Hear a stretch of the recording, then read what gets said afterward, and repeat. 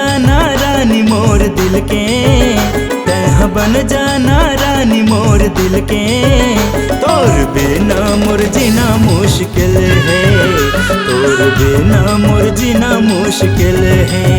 तह बन जाना राजा मोर दिल के, तह बन जाना राजा मोर दिल के।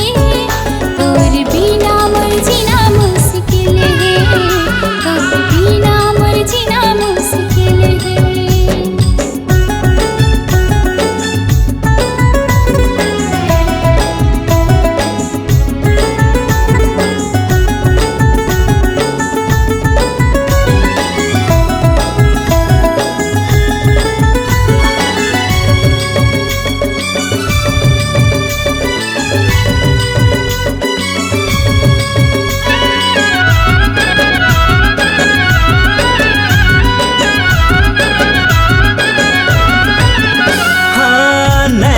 जादू नैना ले चलाए, हंस मुस्का के मोरे दिल में समाए।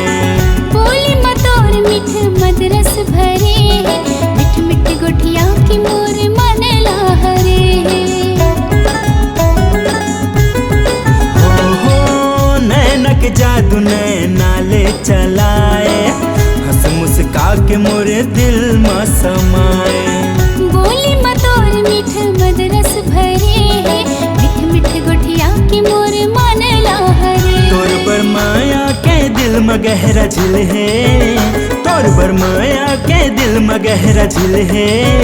तोर बिना मोर जीना मुश्किल है, तोर बिना मोर जीना मुश्किल है।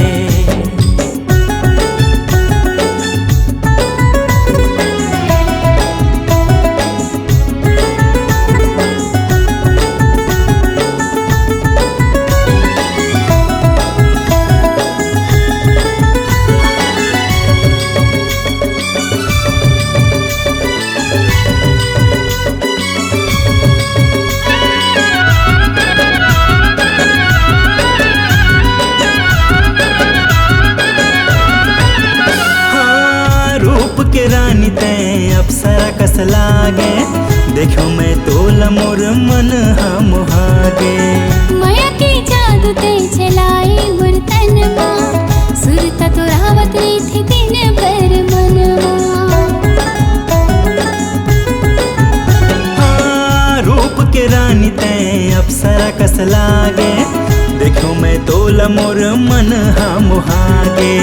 माया के जादू ते चलाए मोर तनमा, सुरता तो रावत रही थी दिन भर मनवा। तह जान ले नहाल मोर दिल के, तह जान ले नहाल मोर दिल के। तोर बिना मोर जीना मुश्किल है, तोर बिना मोर जीना मुश्किल है। तह बन जाना राजा मोर दिल के, तह बन जाना राजा मोर दिल के। तोर बिना मोर जीना मुश्किल है, तोर बिना मोर जीना मुश्किल है।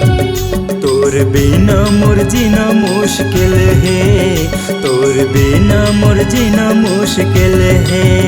तोर बिना मोर जीना मुश्किल है, तोर बिना मोर जीना मुश्किल है।